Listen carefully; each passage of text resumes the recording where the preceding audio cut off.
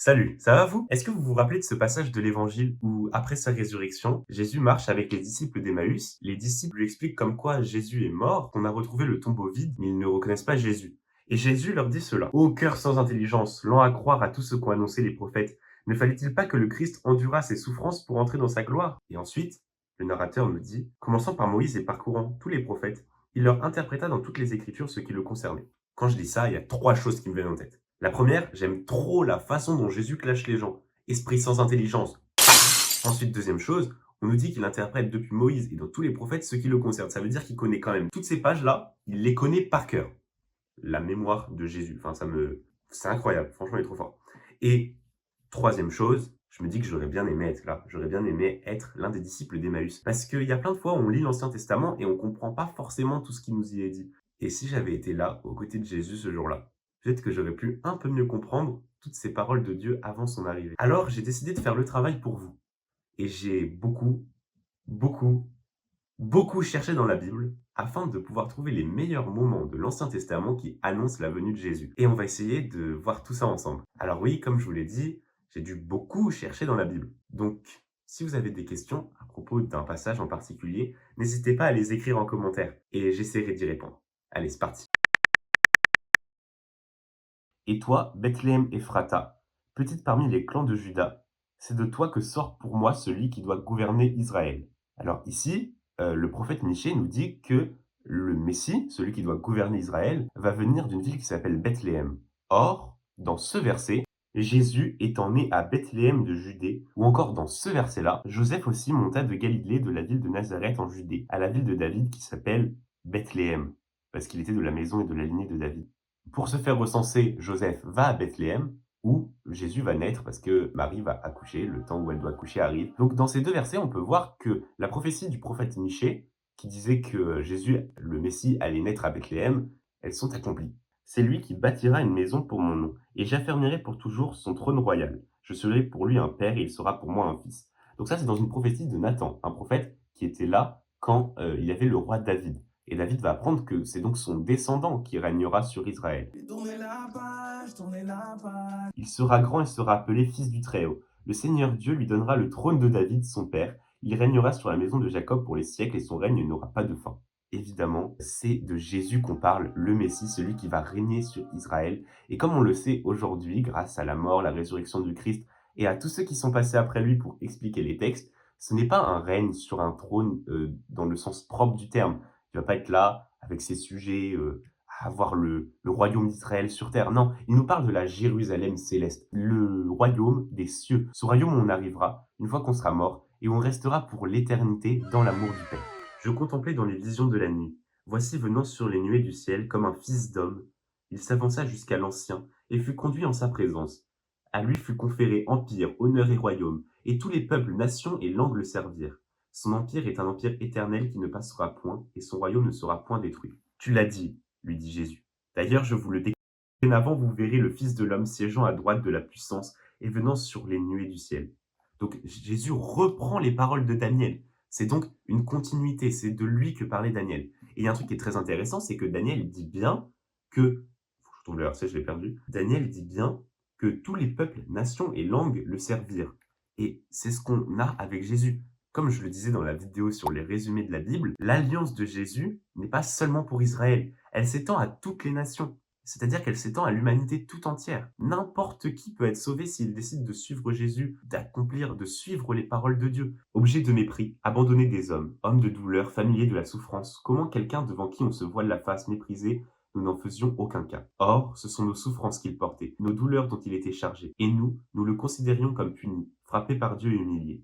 Mais lui, il a été transpercé à cause de nos crimes, écrasé à cause de nos fautes. Le châtiment qui nous rend la paix est sur lui, et dans ses blessures, nous trouvons la guérison. Vous avez entendu? C'est dans Isaïe 53, donc dans l'Ancien Testament. C'est un prophète qui a dit ça, et ça parle exactement de la crucifixion de Jésus.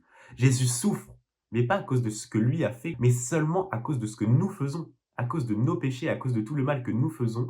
C'est Jésus qui est puni. Je vais vous mettre un extrait de chrétiens qui lisent ce passage à des juifs en leur faisant deviner, sans leur dire que ça vient de Ésaïe, parce que tout le monde ne connaît pas l'Ancien Testament par cœur comme Jésus, sans leur dire que ça vient de Ésaïe, ils leur font deviner si c'est ancien נשא ומכאובים שמלה ואנחנו חשבו נוגה מנוקה. He was pierced for our transgressions, he was crushed for our iniquities, מוסר שלומנו עליו ובחבורתו נרפא לנו. and by his wounds we are healed. Is this from the Tanakh or the New Testament? זה מהברית החדשה או מהתנ"ך? ברית החדשה.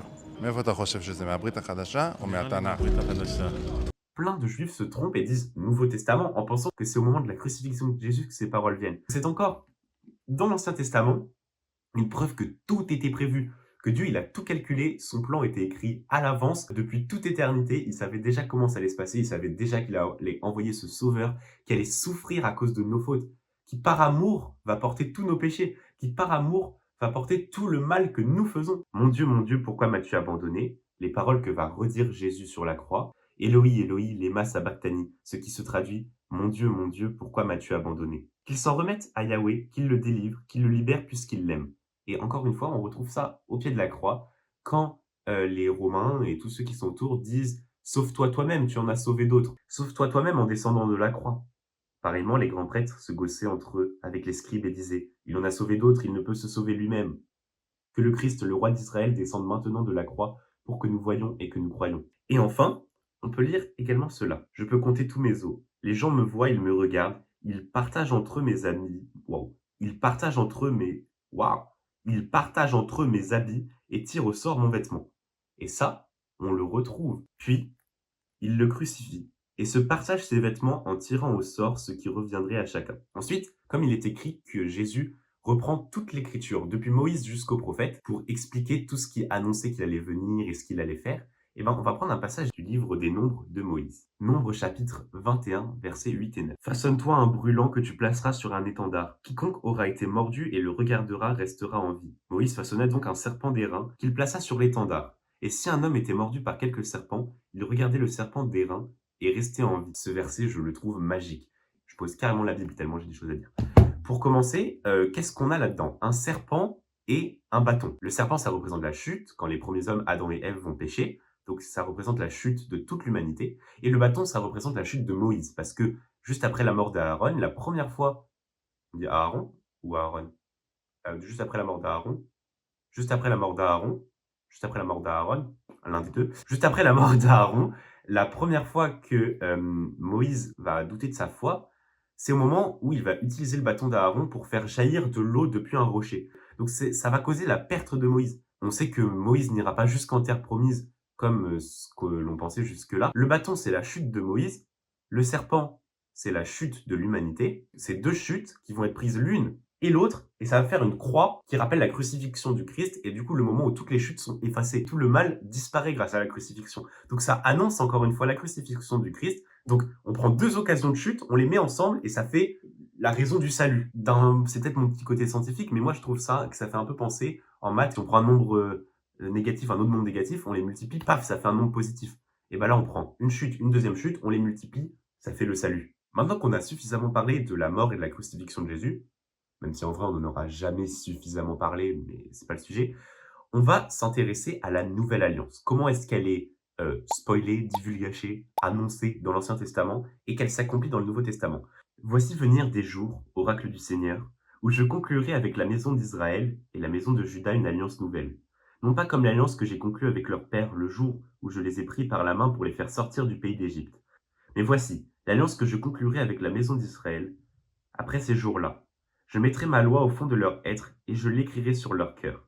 Alors, je serai leur Dieu et eux seront mon peuple. Tous me connaîtront, des plus petits jusqu'aux plus grands, oracle du Seigneur, parce que je vais pardonner leurs crimes et ne plus me souvenir de leurs péchés. Ça vous rappelle forcément quelque chose. Jésus va réutiliser ce mot de nouvelle alliance que Jérémie utilisait. Il fit de même pour la coupe après le repas, disant « Cette coupe est la nouvelle alliance en mon sang versé pour vous. » À chaque fois qu'on va à la messe, on entend le prêtre qui répète ces paroles pour rappeler que cette nouvelle alliance continue et que nous devons faire cela, comme l'a dit Jésus, en mémoire de lui, pour que cette alliance soit perpétuelle, éternelle et qu'elle continue de génération en génération. Je répandrai sur vous une eau pure et vous serez purifiés de toutes vos souillures et de toutes vos ordures, je vous purifierai. Alors là déjà, forcément, ça fait penser à l'eau qui sort du cœur du Christ lorsqu'il est transpercé. On a le sang et l'eau qui sortent. Donc, le sang, c'est le vin qui devient du sang au moment de l'Eucharistie, au moment du dernier repas de Jésus. Donc, c'est cette alliance. Et l'eau, ça représente la vie. Donc on a cette alliance entre la vie humaine et la vie divine de Jésus. Je mettrai mon esprit en vous et je ferai que vous marchiez selon mes lois et que vous observiez et pratiquiez mes coutumes. Je mettrai mon esprit en vous. Évidemment, ça fait penser tout de suite à la Pentecôte. C'est pas la bonne page. Tandis qu'ils priaient, l'endroit où ils se trouvaient réunis trembla. Tous furent alors remplis du Saint-Esprit et se mirent à annoncer la parole de Dieu avec assurance. Ainsi, comme ça avait été annoncé par les prophètes, Jésus met l'Esprit de Dieu en nous. Jésus fait venir l'Esprit de Dieu en nous pour que nous annoncions la bonne nouvelle et que nous vivions selon le plan de Dieu, pour que tout s'accomplisse selon sa volonté. Pour finir cette vidéo, je voudrais prier pour vous et pour moi aussi, afin qu'on ait ce discernement, cette sagesse qui nous permette de mieux comprendre les textes. Au nom du Père et du Fils et du Saint-Esprit. Amen. Seigneur, je remets entre tes mains toutes les personnes qui regardent cette vidéo, afin que tous ensemble, nous obtenions par ton esprit la sagesse et le discernement, afin de mieux comprendre les textes et toutes les paroles que tu nous as transmises. Par l'intermédiaire de Jésus-Christ, comme les disciples d'Emmaüs, permets-nous de comprendre tes paroles, de les interpréter et de les vivre au quotidien, afin d'agir selon le plan que tu as pour nous. Au nom du Père et du Fils et du Saint-Esprit. Amen.